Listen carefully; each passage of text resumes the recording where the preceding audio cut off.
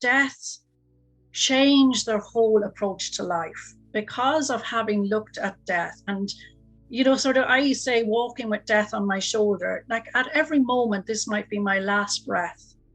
And that has a way of honing everything. What's important in life, what's relevant. Mm-hmm. Absolutely. It gives huge perspective and great perspective. They couldn't continue living the way that they were living, because recognizing, yes, death is going to come. And, for any of us, it could be any moment. So what's important in my living? In today's busy world, how can we find the inspiration, knowledge, and energy to live a healthy and empowered life? If we balance and harmonize our mind, exercise our body, live according to the laws of nature, and connect to spirit, can we find a way to heal, become our authentic self, and live our purpose with love? I am your hostess, Amy Fournier, and welcome back to Awakening Aphrodite.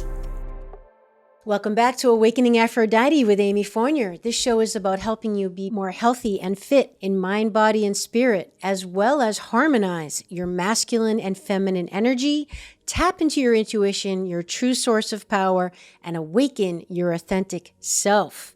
I found today's guest in one of the courses that I'm taking online. I was immediately drawn into her life story, and she basically is living in Ireland on a self-made retreat farm that she started, communing with the land and running her workshops and just living a simple, happy life, which sounds exactly like something I'd like to do. So I reached out to her, and she graciously agreed to be on the show, and I'm just thrilled to introduce you to my guest, Moya McGinley.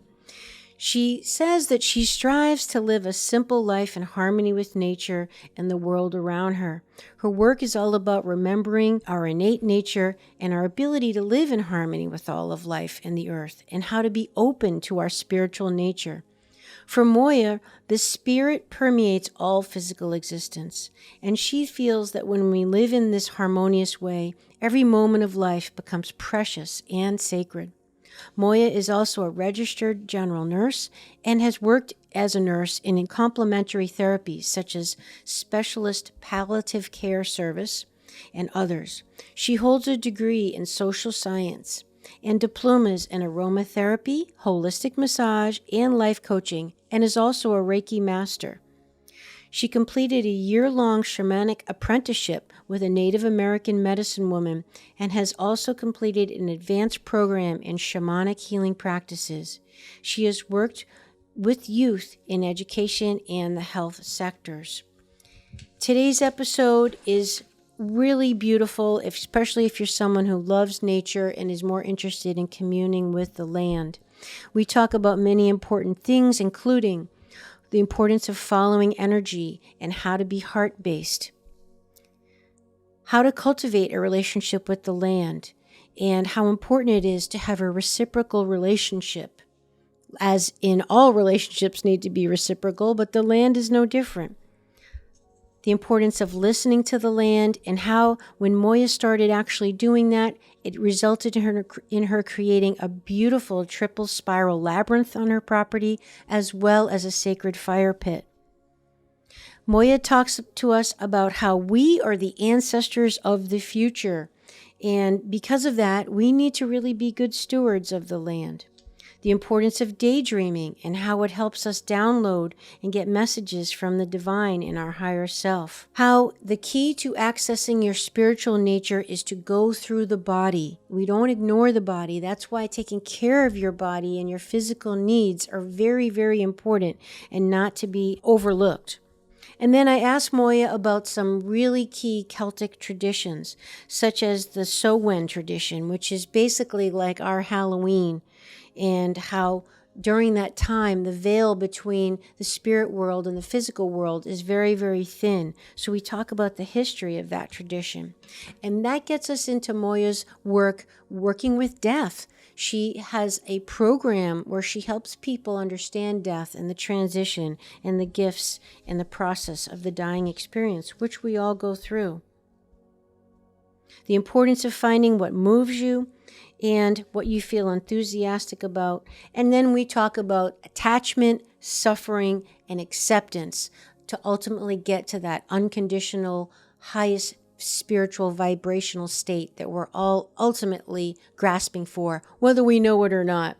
You're going to love this episode, and if you'd like to support me in the show, the best way to do that is to not only subscribe, but share it with your friend and leave a review. If you would just take 2 minutes and leave a quick review on Apple iTunes, it's truly the way to help support me in the show. You can also check out my website, amyfournier.com, and check out my recommended products, which are things that I use personally and love every single day. And you'll find discount coupons there for you to get your own so we can be healthy and happy and awakened together. Let's now join Moya McGinley.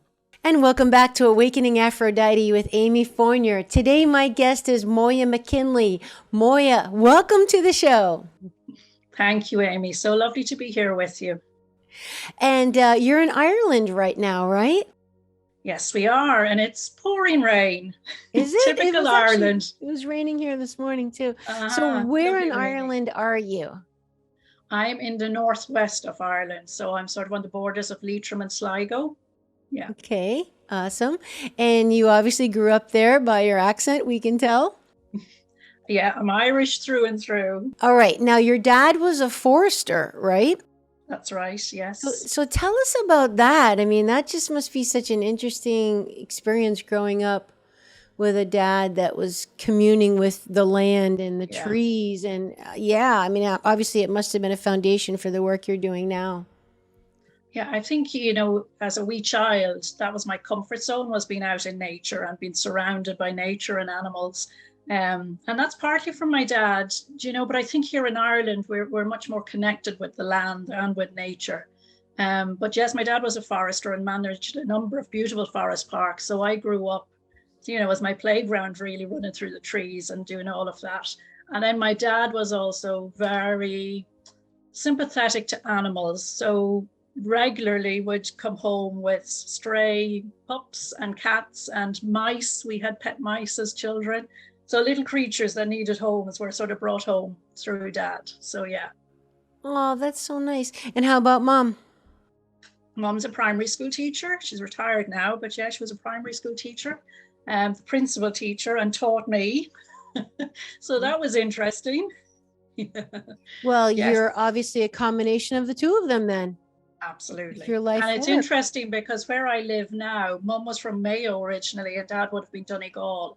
So I'm nestled between the two locations where I'm actually living now. Yeah. Wow, that's great. So in researching you for this show, Moya, I reached out to you. It was just so, I felt such a kinship with your mindset, where the way that you view the really kind of like the meaning of life and the importance of you communing with nature and animals and wanting to, and I'd like you to obviously correct me if I'm wrong, but from what I could understand by my research, you wanted to live in a way that was more in harmony with nature. So you moved and got yourself a little homestead, if you will, and have learned to commune with the land. Can you fill us in on all that and correct anything I got wrong there, please? Yeah, I know it's fairly accurate, Amy. And I suppose just a wee bit of a background, like I come from a very traditional upbringing here in Ireland. And things like communing with the land or speaking with animals just wouldn't fit into the mindset of even my own background, my own traditions. So, you're sort of stepping into something that in a way found me, to be perfectly honest with it. It was, the animals found me and started asking me, I suppose, to use this gift. And as I say, as a child and growing up, I had that empathy and sensitivity and intuitive ability to connect with animals. But I didn't know that it was any different. I sort of assumed as a young child, you assume that everybody can do this. So it wasn't into my latter years that you sort of go, oh, okay, there's something slightly different here. And then, as I say, it was really the animals that found me. And, I tend to follow energy. That may sound strange, but it's when energy asks of me, then I pursue, and that's the way I work. So, even people who are very business minded can't get their head around that, I don't have my business plan. It's when I get a request, when I get an ask, that's when I go, okay, this is something that, if it resonates with me, this is something that I'm supposed to be doing, and I go down that path. So over the years, many, many different jobs, but my last job, I was working in the health service, loved the work that I was doing, but the system, I didn't like the systemic nature of the work. The way that staff were treated and not treated well. Is that when you were a nurse, like in? Well, my last job in nursing was in palliative care. Yeah. Okay, yeah. And, a wonderful service, and I have to say beautiful service here in Ireland, but we go back to systemic issues in all of our big organizations, particularly our statutory organizations. And it just was time. I this push to, it's time to move, so I sort of looked, I was living over on the east coast of Ireland then, and I started looking for somewhere that I could move to, countryside, and, a wee bit of land somewhere. And I just had a wander around. And when I came here, it was like, okay. So it's a small wee cottage, the old style Irish cottage, which are originally 3 rooms. Now there's an extension on the back of this one, on 4 acres of land. Oh, that sounds great. Yeah. So, when I came here, probably a little bit run down, and the land was very neglected. But, that didn't, to me, it was named like, not good land and bad land. And, oh gosh, that just, this is beautiful land. Like for me, it was just beautiful land and filled with potential. So arrived here, did a wee bit of a job on the cottage, because it needed a little bit of work. And then it was, for me, it was the outside space that was so important. So out, and the first winter that I was here was planting trees, because that was so important to me. It's get our native trees.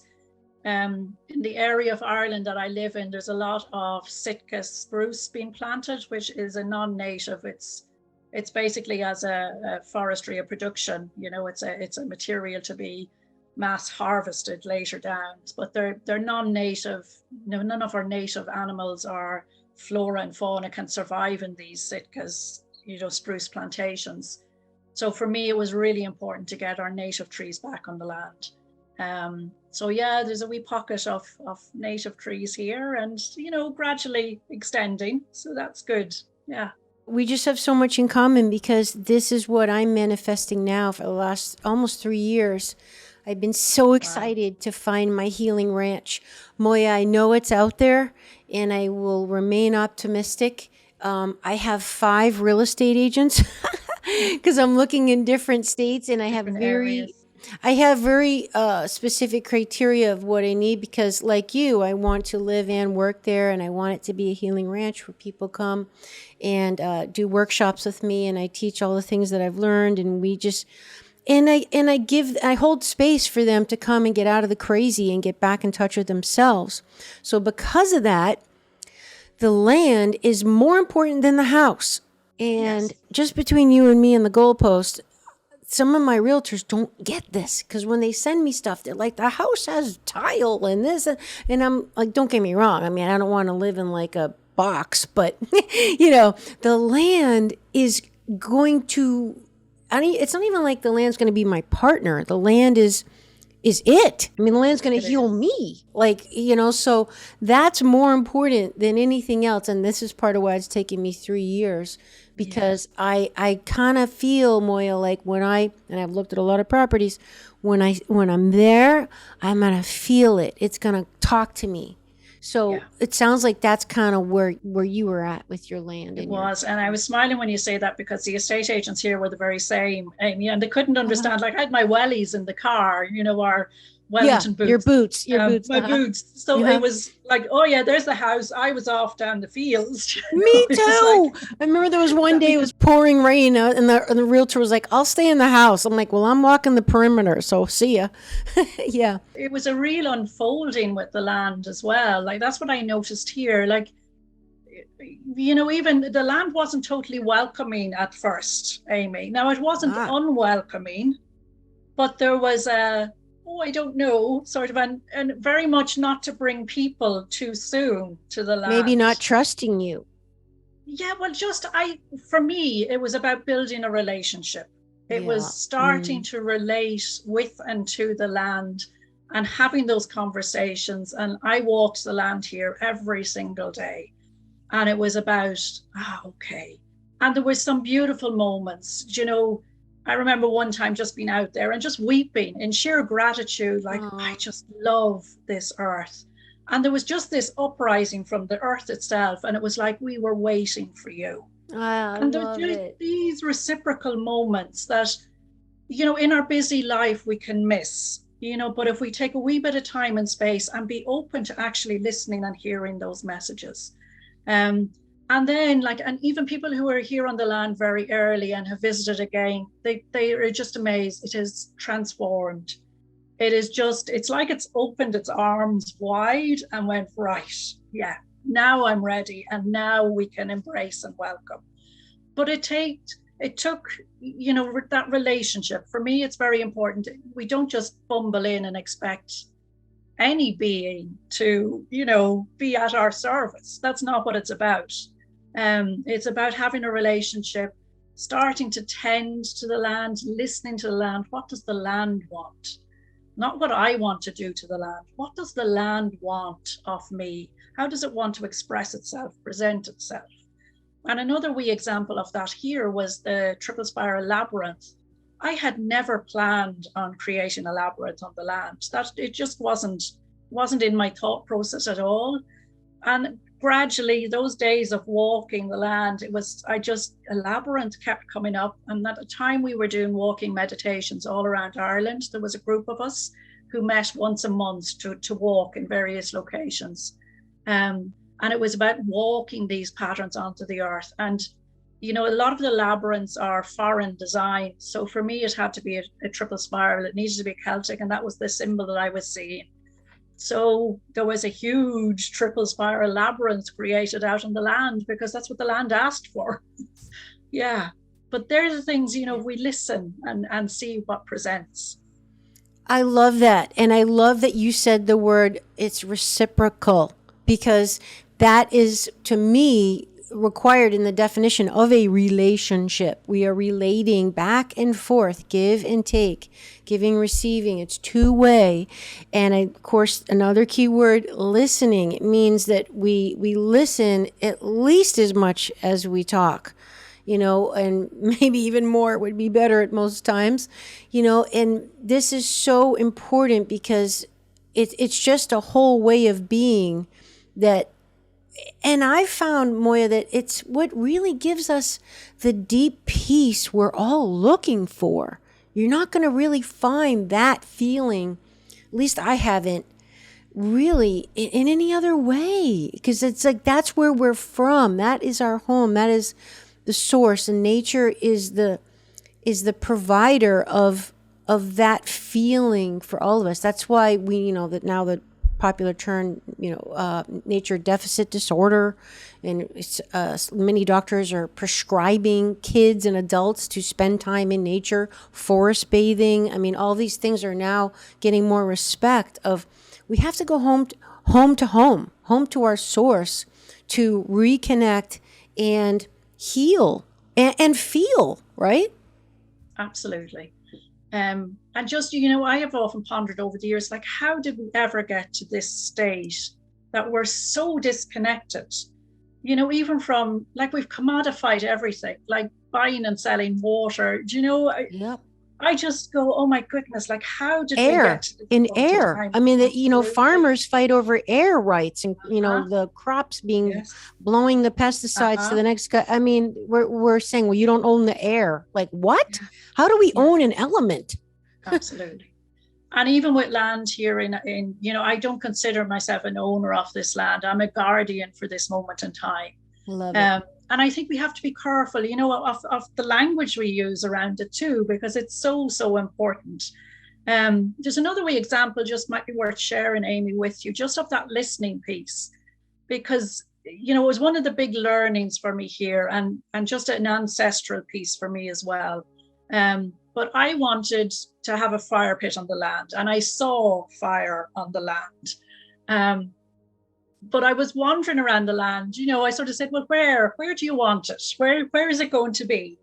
And there was one area that I kept getting drawn to. And if you sort of knew this land, it's in the least likely place that you would put a fire pit. Like, it's away from our community area. It's away from our picnic area where we gather and eat, and it's away from everything. And it's sort of on a natural pathway through the land. It was on an old vegetable bed, and I was like, oh, I can't. Being the human in me was going, yeah, oh, not here, not here. I was going, it would be better here. And it's like, no. And eventually I thought, Moya, just listen. So we cleared the vegetable bed that was in the area, and a fire pit was created out of natural stone that was here on the land. wow. And then a few months later, the gentleman who used to live in this cottage was an archaeologist. And he came back and he went out to that area and he said, this is where we found the remains of a Fulloch Fia. A Fulloch Fia is a Bronze Age cooking pit here in Ireland. So we're talking about 4,000 to 5,000 years ago. Our ancestors sat in this very location around a fire. Wow. And I thought, oh, for me, it was like, gosh, just one of those moments. Confirmation, affirmation, and just the big lesson, just listen, get the head out of the way and just listen. And it was beautiful. But for me, it was one of those moments as well. If we think of the ancestral lineage, like 5,000 years ago, people were sitting there, and it makes me feel both so insignificant and very significant, because I think it's that duality that we are with. In the greater scheme of things, we're here for a blink of an eye. And what memory am I going to leave? I often ask myself, like, we're the ancestors of the future. So what memories will we leave? What imprints on this land will someone down the road listen to in the future? And I hope they will hear kind and happy messages rising up from little Moya that was here at some stage. I love that. We are ancestors of the future. Can you tell us what listening feels or looks like for you? Just so the viewers and the listeners of the show can, because like you said, we all live in our head. I mean, part of the reason why I named the show Awakening Aphrodite was to get out of my head that I lived the whole first half of my life completely driven, masculine, like do, go, to, listen and all that and feel and bring all the rest of myself online. So what can you help us for the person like, what is she talking about listening? Like, what does that kind of mean to you, or what do you do? For me, listening is a sensory experience. So I'm clairsentient in my intuitive abilities. So I feel things in my body, or I might see like images. I very rarely hear words. It's more, the images and the feeling in my body. And for me, I suppose the greatest teachers in that respect have been my animals. The animals that I work with. I listen to animals as part of my work. And that has given me, I'm blessed in a way because it has affirmed the messages that I'm receiving. Because if an animal can show me that their left front leg is sore and their owner confirms it, immediately I sort of go, okay, I'm getting this, I'm hearing it, I'm feeling it, I'm sensing it. So I'm blessed in a way that has been my background as well. So I have the assurity in knowing that I'm hearing correctly, in want of a better word. But the other thing, like it's a very deep sensory feeling. I have to be really aware of my thought process, because if our minds are engaged, inevitably our mind is putting some slant or angle or viewpoint on what we're feeling even. Mm-hmm. So for me, it's very much about having a blank mind. And I'm good at doing that. I daydream a lot. Yeah. Mm-hmm. There are practices, of course, that can help us. Many, many years ago, probably 25, 30 years ago now, I would have learned meditation. And that was one of those things. I did it because I was working in accident and emergency in a very stressful job. But the knock-on effect, the more I advanced in my meditation, I realized that space that you can be in, a space of presence and a space, for me particularly, say when I'm working with animals, it's about being agenda free. So I'm not going with an agenda. And likewise, when I'm communicating or listening to the land, I have to let go of my own agendas, my own wants, my own desires, and be willing to sort of go, okay, let's put those aside for a moment and just really listen. And as I say, for me, it's a sensory, it's a feeling. I feel things in my body. I feel tension. I feel the emotions. I feel lots of different things. But I say, I don't, I'm not unique in that. We all have our own sensitivities, and we can develop them further by our practices. And often people ask me, why do we do our practices, like our meditation, like our disciplines, our yoga, or Pilates, or whatever it is that works for us. It might be a creative practice. And I say we do it to, disengage the brain a little bit and allow our bodies to feel and be more expressive and expansive. And that's the piece that's important. I'm sure you may have something to add there, Amy, as well, about that. How do we be in that space? Yeah. I love that, Moya, all of that. Well, in yoga originated as a way to get the body kind of okay and feeling good and operating good to be able to access the higher spiritual realms, as you know. So, yeah, and I'm into holistic and the mind, body, spirit, the whole thing. We can't eliminate or ignore any part of that triad. They're all required. But for me, I definitely, the communication is muddy if I'm not feeling well or I'm tired. So there you go, or I'm hungry even, because you're just distracted, But I found for me, the communication, and I want to talk about your work with sound.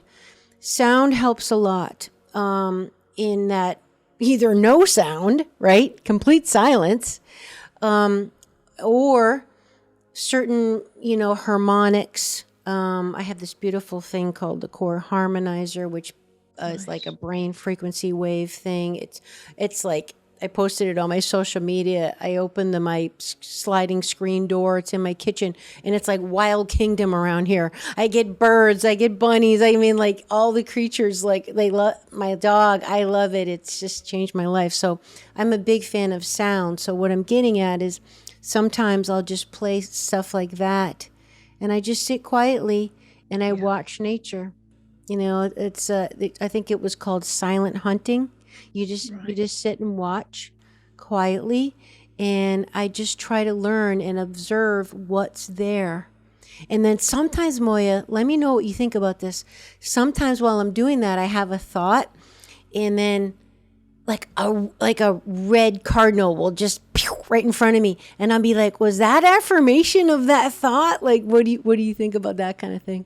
Absolutely, particularly when we're in that space. Okay, yeah. And I call that I call it a centered space. It's where you can be very still, yet grounded and embodied. Oftentimes we think we need to be out of our body to have the spiritual experience. And over the years, I've let all of that go. It's not. It's about having the spiritual experience in body. I love that. So very embodied. And then we have to observe what's happening around us. The one that I smile about here is like when I'm outside and I like trip or bump into something, it's like, what were you thinking of just then? Because those moments are like the nudge. That's great. I think the observation piece, over here in Europe, we would speak a lot about having a sit spot. And that's about going to the same spot on a regular basis. Some people it's a daily routine, or some people it might be weekly or monthly or whatever, but being in the one spot and observing what's happening around you.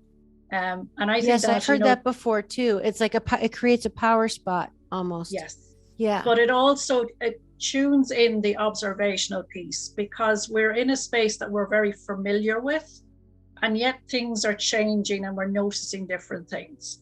For me here living on the land, it has been beautiful to notice the seasonal changes. So at different times of the year, the land asks something different of me, but also offers something different.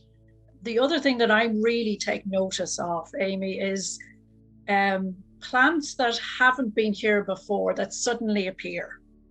And to me, they're okay. I start looking at that wee plant and the medicinal properties of that wee plant, because I really believe that if we live in harmony and relationship, that the earth beneath us will actually provide exactly what we need.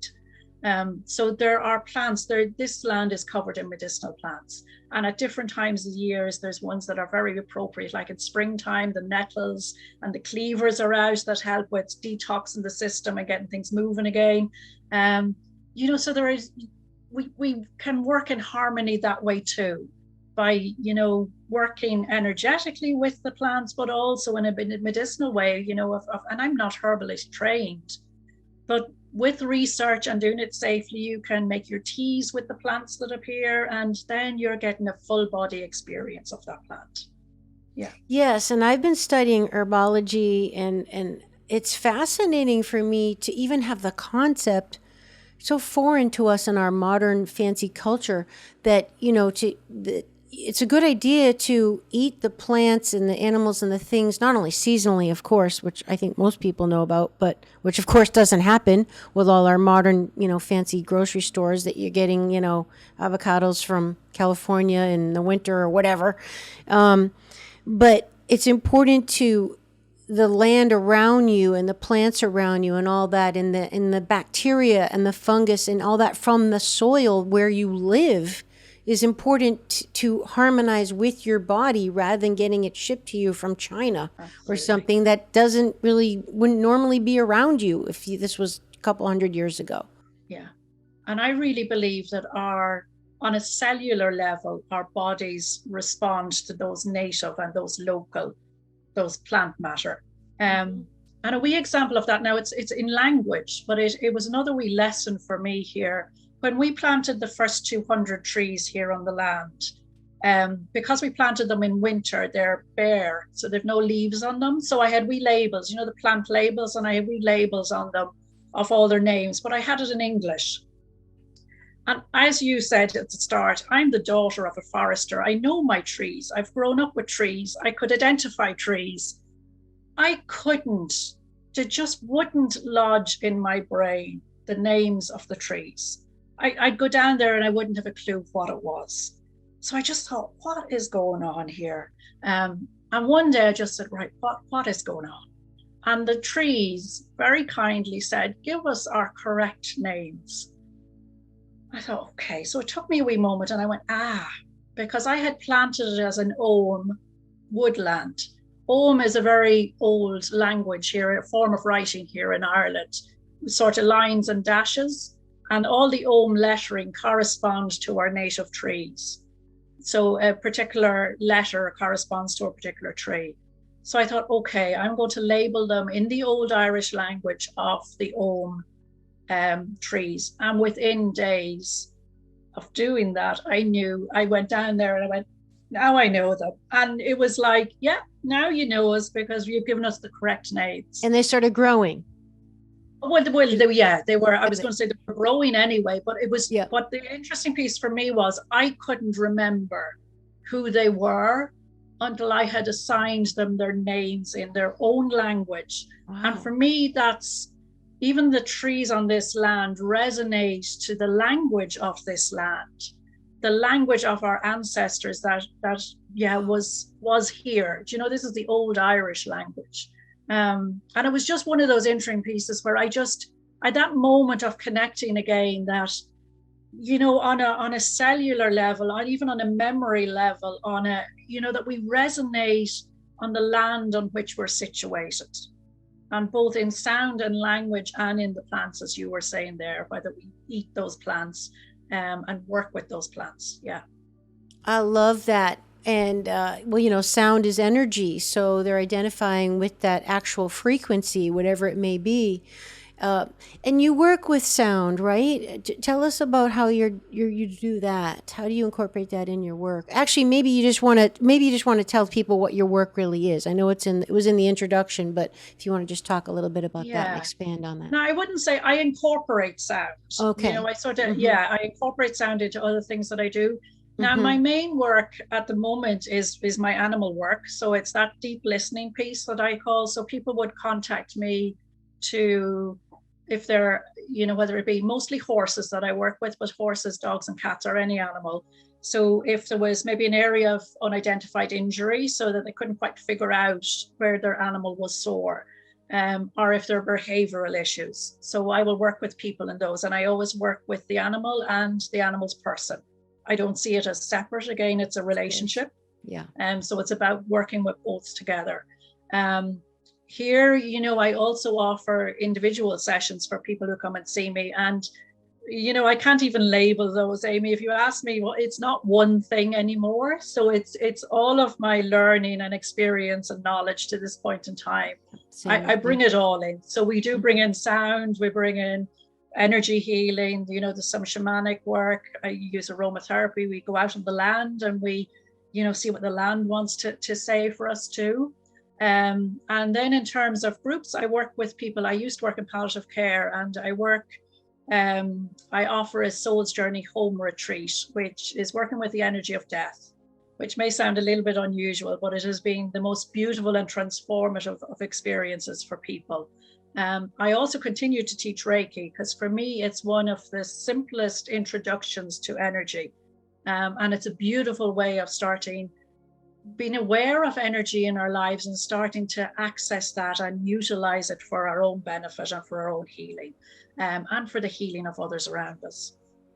All right, let's get into your work with death, because this is a big one, because it's something. And I wanted to ask you, Moya, why do you think humans fear death so much when most people think that we're returning to source? So if we're going back to where we came, regardless of what you think of God particularly, or the individual religion, why would we be afraid of that?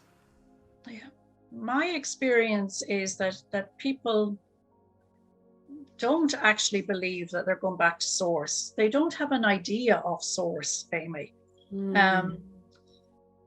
And I feel lucky to have the concept and the experience of source that I do, because I'm aware of a frequency and an energy beyond my physical being. I'm quite comfortable in that realm. But many people don't have that. And they don't actually have any experience of source, or what is source. That lifelong question, who is God? What is God?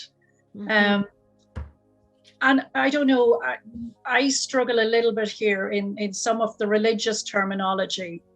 There's a lot of prayers, even I'm not worthy, please forgive me. Yeah, we're so sinners. Starting from a baseline of, I'm not worthy to enter heaven or to enter source. And for me, we've got it all back to front. It's like, here I am, welcome home. Welcome to home. me, that's what it feels like. So I think that's the piece. And plus it's, we don't have the experience. I know we have some people who have the near-death experiences who maybe come back and tell us what it was like. But in general, once you're dead, you're dead. So there's nobody coming back and saying, listen, lads, it's okay.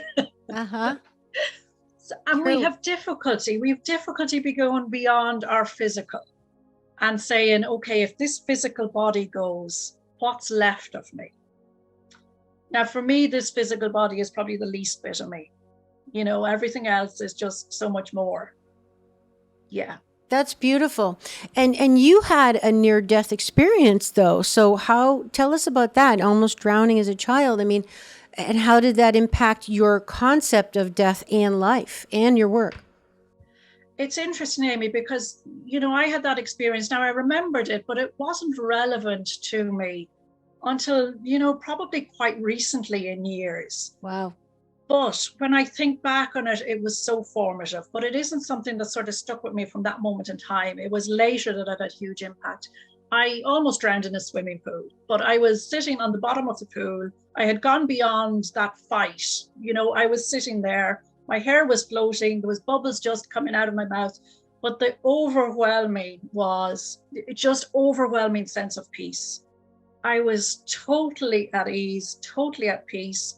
There was no fear. There was no drama. There was no fight. It was just, this is beautiful. Now I was pulled off the bottom of the pool, thankfully. So I'm still here today. But as I say, at that moment in time, and even for years after it, you know, it obviously lodged somewhere subconsciously, but in my conscious memory, it wasn't until latter years that that made a significant impact on me, that it was like, gosh, yeah, I know that sense of peace when we let go. Well, I think that that's amazing, very inspiring and comforting. But I think to my question about, you know, the whole fear of death thing, yes, it's a huge mystery, right? Like you said, nobody comes back alive, bump, you know. So how do we really know? But we don't, in our culture, we don't really have a like a sense of reverence for the cycle of life. You know, the Ouroboros, the symbol of the snake eating its tail, you know, the ancient symbol. And you know, that there's life, there's death, and there's rebirth. There's the three, not the one, not the life. There's the three.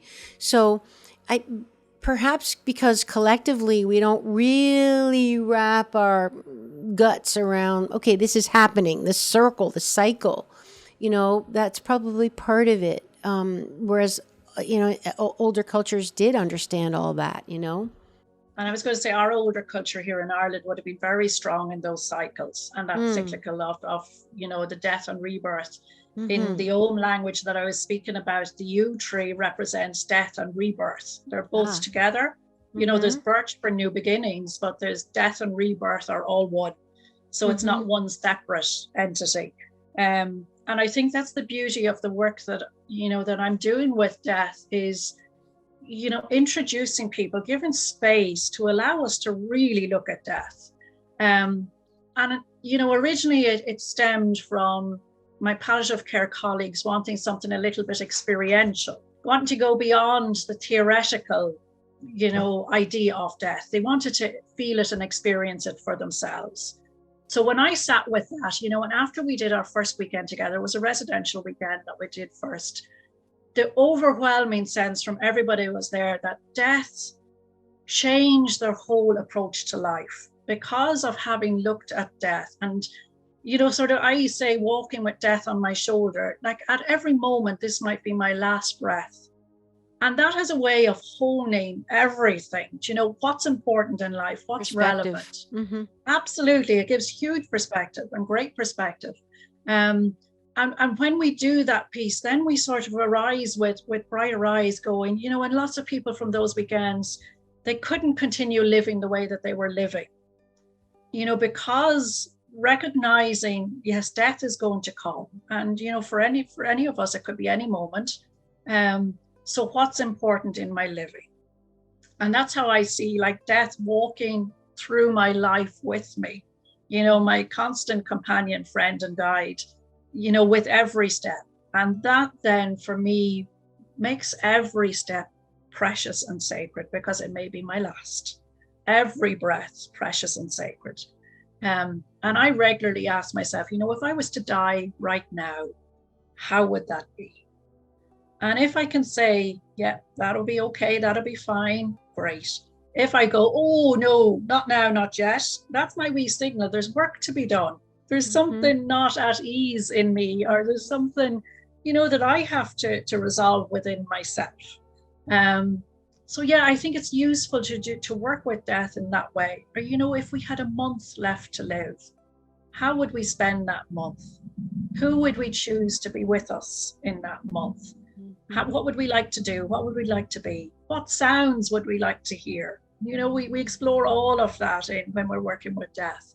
You know, those last sounds. What last sounds would you like to hear? Yeah. Powerful. You know, in the ancient Greek gods and mythology, the gods were jealous of humans because the humans died. And the gods just lived eternally. So they actually were jealous of the humans because death is what gives life value, right? Like you said, we never know. No one ever really knows. And I think, you know, another thing just on that theme, particularly when we were starting out, maybe in our spiritual practices, we always thought that spirit was far greater than this physical body. And I've sort of come to realization now, spirit in body is far more great and powerful than just spirit or body alone. it's the combination of the two. Like, how amazing is it that spirit through us can have these physical and human experiences and create with these physical bodies? It's absolutely wonderful. And I think that's part of the evolutionary piece too. That's another love that. I'm so glad you said that. So tell us about some of the Celtic traditions. Most of my audience is in America. We are not very familiar with all that. And obviously, America is a virtually young country compared to others. We don't have, and just modern life, we're just losing our traditions. We certainly don't have our rites of passage and our rituals like we used to. So share with us some of the more prominent Celtic traditions and rituals that you practice or grew up with, or you think people should know. Again, I think they were a wee bit lost here in Ireland as well, Amy. They were in our memories and they were sort of spoken about, but they're only now starting to be renewed and regenerated, which is brilliant. Now, sort of with that cyclical piece again, we work on the Celtic cyclical calendar where we have the sort of 8 key days as we go through the year. My favorite time of the year is Samhain, and that's, it would be equivalent of Halloween. So for me, Samhain, and here in Ireland, it's very much one of those liminal places, those threshold places. So it's an in-between. And me personally, I love that in-between spaces because they're a moment in time where maybe you're not one thing or another, and you have the potential to be anything and everything or whatever you want, whatever you choose. So for me, those threshold moments are really, really important in life. And a lot of our Celtic festival are those thresholds because they're moving from one time of the year to another. And here in Samhain, we would see, that threshold space, as we talk about it, the veils between worlds thin. So it's like that we can reach out to the other world as if we're just reaching out. And it's as real as this physical world. I think that's an important piece. Here in Ireland, we are grounded in that the other world is a reality. It's not something imaginary or, that we can't access. The other world is right here with us right now. But, at that Samhain time that we can reach out, we can reach through the veils, we can see through the veils. Some of the customs here was, that our ancestors, so we could communicate with our ancestors at that moment in time. So there would be an extra place set at the dinner table for the ancestors to come and feast. Some people would leave feast offerings on the land, so food would be brought out to the land for the ancestors and the spirits that may be present on that night. And then, Samhain is one of the fire festivals. A lot of our festivals are fire festivals, so there would be big outdoor fires at that time of year as well. There's, as I say, and there's, they're very seasonal, so they sort of correspond to the seasons as well. Yeah. Mm-hmm. Well, I love that you've mentioned a key component is because of the perception of the thinning of the veil between our material life and world and the spiritual. And the same thing happens at dusk and dawn, as you know.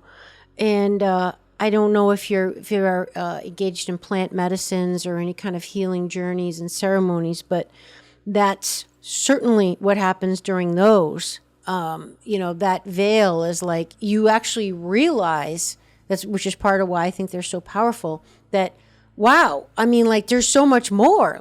Everything that we're living in our flesh and blood reality in quotes, is just the tip of the iceberg of what's right there, right now, even in front of us, that our limited human perceptions can't even see. Like everyone, with materialism and scientific nature of our culture, if we can't taste it, touch it, feel it, measure it, radiate it, whatever, it doesn't exist.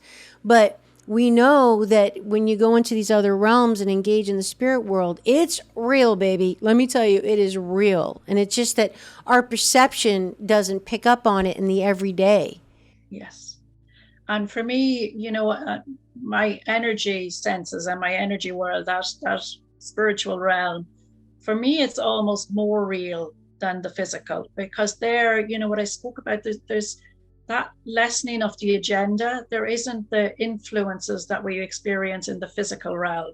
So it's more truthful, it's more honest, it's more real. More simple. We see things, absolutely. Yeah. We see things more clearly. You know, the things that are important are clear, the things that are not important are clear. So, you know, there's a clarity and an honesty and truthfulness there that I really appreciate. Yeah. And I'll add too, just for the audience, that that's something that you develop too. Like just, and I'd love to have you tell us, Moya, your suggestions on how people can start, you know, getting that connection, that contact. But I'll just say that it's something that just, you know, by doing it, you cultivate it more and more. And then I think, as you mentioned earlier in the show, you get affirmation, confirmation of it, which gives you confidence. Oh, this is how it works for me. And then that's like a ripple effect. It's a snowball. It builds on itself. So any thoughts on that or tips for people to establish their own connection? Because I also love that you said that everybody can do this. Absolutely. I'm big into, you know, a lot of the work that I do, it's about presence and movement. And I call that moving energy. And I think a key piece here is find what moves you. And by what moves you, I say, what brings that maybe sense of awe? You know, for some, it might be noticing a sunset. For some, it might be a piece of music that they hear, that they all go, oh my goodness, you know, it moves you. So it moves something within you. That's so the emotionally. Okay. Absolutely. On a sensory, emotional, visceral level, though sometimes even on a physical level. And for I think this is where we get a wee bit lost. It's not going to be one thing for everybody. Everybody's going to have their one thing that works for them. And it's putting a wee bit of effort into finding that. So find what moves you and keep inviting those moments into your life. Now, there are beautiful practices like our yoga, like our meditation, like our energy practices. You know, there's a whole host in that way that can really help, that we can learn techniques that help us to come into this state of being. And I say state of being. Even my practices now, it's not about doing, it's about being. So I don't do meditation. I be that essence of it. I don't do my healing work. I be, you know, the energy of the healing. So it's about taking that one step further. And that's through practice, you know, so we do have to put in the work, and we do have to do our bit of practice. But, you know, one of the easiest ways that I have found is what moves you, you know, and I'll sit with that with people. What moves you? What inspires you? What brings you awe? What gives you those creative ideas? Why do you lose yourself? Because that's the state of being that we're trying to achieve. Because in that state of being, we can notice and we can listen and we can hear. And we've energy. You know, the root of the word enthusiasm is in theos, which is in God, with God, or it's being inspired, inspiration, spirit within. So what you're saying is that's, nothing is going to give you more energy than that. I mean, that passion that drives you. And then it also is when you're working out of love, because love is the most powerful force there is. And if you're working out of love, your energy is endless. I mean, think of a mother getting up at all hours of the night with her kid. I mean, how do you do it when she's not sleeping? You know, it's like, because she loves her kid. She somehow does it. Or the person who lifts the car off the baby who gets, you know, hit by a car or whatever. Like, what? These acts of strength. Love is just the most powerful force. So what I hear you saying is you're tapping into what moves you, what really sets your heart on fire, what you're passionate about, and follow that. And I think then the other one for me, which has been key, is nature. You know, when I get out in nature, things dissolve, you know, the sort of the irrelevant things. Yeah, they dissolve, they soften, they melt away. So, and then it's about being in nature and recognizing, you know, that reciprocal piece is so important to me and so near to my heart, because I really believe that we have to stop using and utilizing and now start being the guardians of this earth and nature and the planet. Because if we don't do that, you know, the ancestors of the future, we'll have failed the following generations because there won't be this beautiful earth. That's the key piece. There won't be this beautiful earth. Our food supplies, they won't be present. So I think we forget of the knock-on effects of all the little things that we do. And the bigger picture is that, Mother Earth needs us now as, these intelligent human beings to really step up and to act as that guardian, and we can all do it in small ways in our lives, wherever we live. And just, using our buying power, our buying choices to influence what the industries and manufacturers are doing. Because if there isn't an audience for something, it's not going to be produced. So I think that's, for me, nature is just sacred. And it brings so much for me in that sense of source. And it feeds us and nurtures us and puts shelter over our heads and food on our table and all of that. Yeah. And we are the earth. We're made from we came from the earth.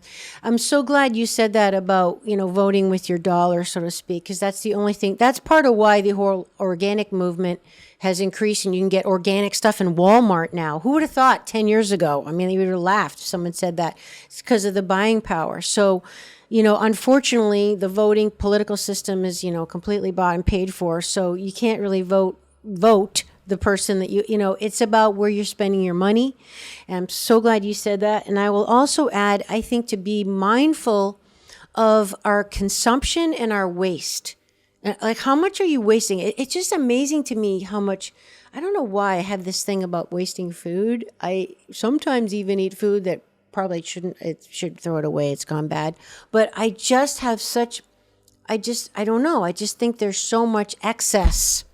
And people, even, dumb stuff like leaving all the lights upstairs on when you're downstairs, like watching a TV show. Like, save, conserve. It's not endless. These resources are not infinite. Yes. So where you're buying, what you're buying, being more mindful of your consumption. Like, do you really need all that? Or, and being wasteful. Yeah. If everybody did that, would make a difference. It would. I think as well, we feel we don't have the power and control, but if everybody was to do a little bit, it would have a huge impact. And often I sit here and you can sometimes get a wee bit disillusioned and you think, gosh, it's a drop in the ocean, what I'm doing. But it's like if everybody did a little piece, exactly, it would have a huge, huge impact. And the other thing, that annoys me, just as you're speaking there, Amy, it's even our governments, and they're setting targets for like 2025 and 2030. And it's like, no, it is now. It is now that we need to make the changes. Oh my God, yeah. It's not shoving it down the road, They've been talking about this for decades. I mean, I read the other day that I think since 1971, 60% of all species are extinct. Yes. I mean, like, this is happening. The amount of drinkable water on the planet is like less than 1%. And we're going to have water wars soon. I mean, who would have thought water would be more than gas? Like, although right now with Ukraine, it's kind of nuts. But, this is real. This is real, folks. This is really real. But I love what you said, that if everybody just does a little bit more mindful, just a little bit, that adds up. I mean, look what happened with the pandemic when the whole world shut down and people weren't commuting to work. All of a sudden, Mother Earth could breathe. Yes. Not all the exhaust and everything. And, it matters. Yeah. And I think what was an eye-opener for me in that is, things that our government said were never possible. Like, we couldn't possibly ground airlines. Like, that was never. And all of a sudden, it was possible. Yeah. And I thought, climate is an emergency. You say that COVID was an emergency, climate is an emergency too. If you can't breathe, it's an emergency, right? If you're dying of dehydration because you can't go more than 3 days without water, yeah. And the government also says it's not possible to feed people biodynamically on mass scale or regenerative agriculture, and it is. Of course, it is. It is. I mean, they've proven it time and time again. The yield is actually higher. It is. Yeah, same here. Yeah. Yeah. Are there any messages as we get to the end here, Moya, that you feel that maybe the land or the animals you work with want people to know? Yeah, interesting. What has been coming up a lot with animals recently is acceptance. And I know that may sound unusual, but oftentimes we are trying to help or heal or fix, and it's very much our agenda. And what I notice just energetically, if we come into a space of acceptance, so accepting and loving an animal as they are right now, immediately lessens the pressure and tension to be something different. Because really the message we're giving is that they're not good enough, that they're not perfect, that they need to be more, they need to do more. And I'm not saying that we don't strive to help, or to make things better, but we do it from a place of a bit of letting go, of accepting and loving as you are now, and offering alternatives if that animal so chooses. They have a choice as well. So if they so choose, and they very often do, once we release the pressure and tension. And I feel that has carried into then my healing work. It informs my healing work, because it's not about fixing or helping or curing. It's never about that. It's about seeing the beauty of that person sat before you and allowing them to see that through your being, so that they experience that love and compassion that you can see. So that has been huge. And I think the earth, I just see the earth is so forgiving. That's the piece that I'm always in awe of and so humble of, because despite all that we have done to earth, it just every year it tries more and more and renews. And yeah, come on, we'll invite you in, we'll welcome you in, we'll relate with you and have this beautiful relationship with you and provide for you. So that sort of forgiveness is huge from the earth. Hence and I really believe Mother Earth. Mother Earth. Mm-hmm. Yeah. Mother. I believe Mother Earth will be fine if humans step up, or otherwise we'll be stepping off and the earth will renew itself. Mm-hmm. Yep. Like it's done before. Yeah, mm-hmm. We'll be diminished and disappearing, and then the earth will renew and reflourish. Yeah. So what I hear you saying is basically unconditional love and that acceptance. You're accepting. And what I've learned in my animal study work and animal communication work too is that, I'm glad you said that, because, animals have their own will. And sometimes almost like people probably, and your work with death is people that are staying alive for someone else because someone else isn't ready to let them go or whatever. I've heard endless stories of people walking into hospice, a room on someone's, deathbed, and they actually say it's okay to go. And then, the next night they're gone. And I'll tell you too, Moya, that, my little dog, she's just my little spirit guide. I call her my heart with fur on it. She's going to be, hope she can't hear me. She's going to be 14 in 2 months. And I can tell she's starting to show signs. And I ripped my guts out. And I'm like, oh God, please, I hope we have at least another 5 years together. And then I'm like, I shouldn't put that pressure on her. I want her here for me. That's so selfish. Maybe you have some advice for me, because I have to be, she has to live her life, and I don't want her to have that pressure. But I think just a wee story is coming to mind. One of my cats, Ash, now they're beautiful long-haired black cats, Ash and Willow, they're two twins. Mm-hmm. But Ash, when she was very young, maybe she was only about 2, but she got a real nasty abdominal wound. And she wasn't well. We went through months and in and out to vets, and it was the big lesson for me, because I was doing so much to keep this cat alive, and she was miserable. And there was one day we just sat together, and it was that piece. I said, Ash, if this is your time to go, I am doing no more. I'm not going to interfere anymore. Wow. If you are going to die, you're free to die. And within days, she turned a corner and never looked back since. And she's like, she lived. Now going on 9. She lived. Oh, wow. She lived.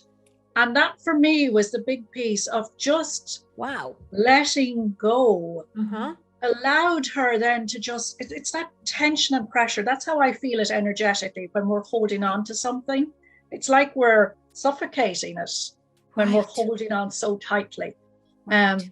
So when I just took it and I went, okay, whatever. When I gave her permission, when I released and let go, it allowed her to just go, oh, now I can heal. Now I can do what I need to do. And she had a big burst, the abscess, her tummy burst open, it all drained out, and she was fine after that. That's an incredible story. Well, you know, like the Buddha talks about the root of suffering is attachment. So what we're talking about is that tension in me attached to Charlotte, my dog. You know, it's like that grasping and clinging, you know, that attachment. It has to be this way, or you have to stay with me, or even in a relationship, I'll die without you. It's like, yeah, that's suffocating, and it prevents the flow of energy, not to mention the respect of free will of other things. And then, you know, I think it is having the conversations. My old dog, Luna, she passed last year, and she was put to sleep in the end. But I had a long conversation with Luna over many months and years. And it's actually, I wrote a little bit about it in the blog on my website. Yes, I saw that. Mm-hmm. Yeah, I just think if we can have even the conversations with our animals and sit with them and say, you know, someday you will die, and how would you like that to be for you? Like, what would they choose? Like, giving them the options, and that deep listening piece again, shutting down our thoughts, not what we want to hear, no agenda, blank mind, and really listen to what they want. And, you know, many animals, they're quite happy. They gracefully deal with elder years and old age. And they're quite happy to slow down once they have a good quality of life and to potter along. And, you know, we just adapt and adjust. Some animals don't want that, but the majority are quite happy once they have a reasonable quality of life.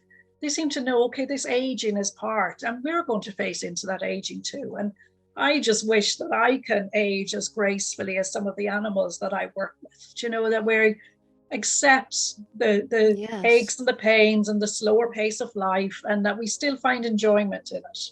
And when our animals are doing that, and hopefully Charlotte still is, you know, that then, it's fine to be. But it's the interesting piece for me is that the pressure tension piece that comes with the attachment and the holding on and the clinging to something or wanting things a particular way.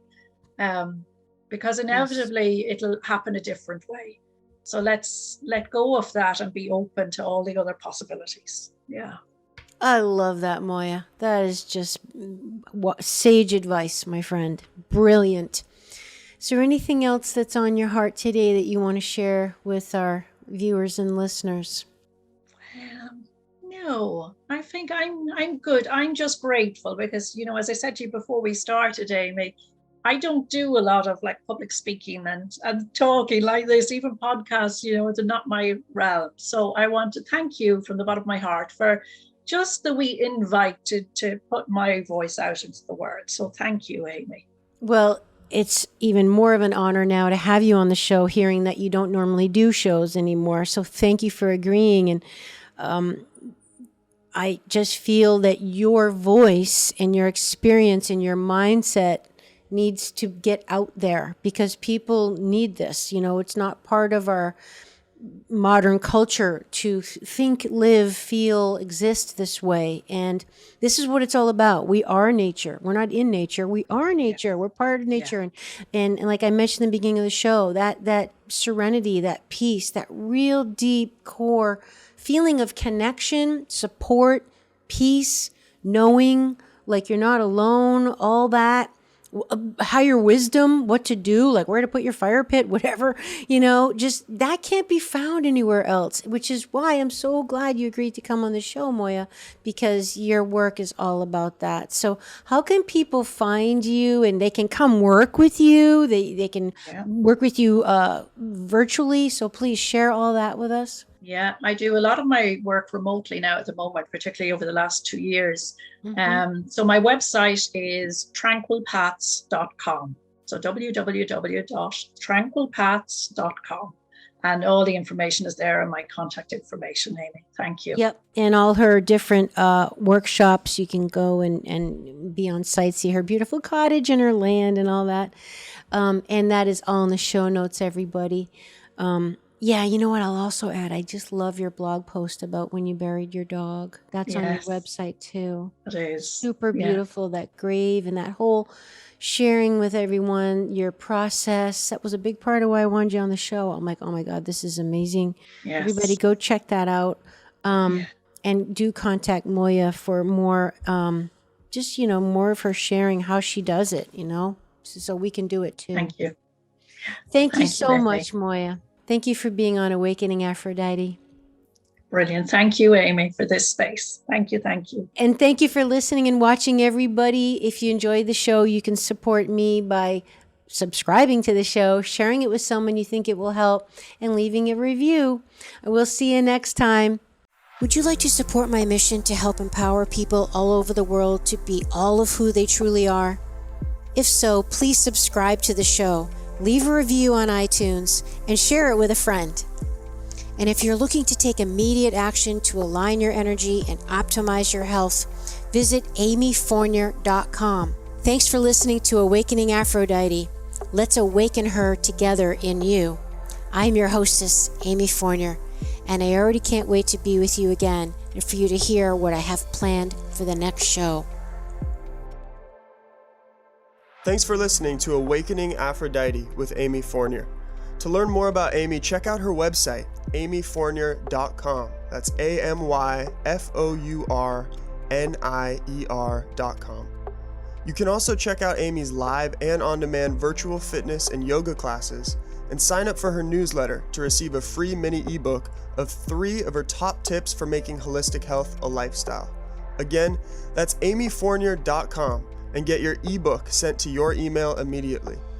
Connect with Amy on the daily on Instagram at FitAmyTV, FITAMYTV, and watch many of the podcast episodes and subtopic clips on her YouTube channel, which is also FitAmyTV. Enjoy, and we'll see you next time on Awakening Aphrodite.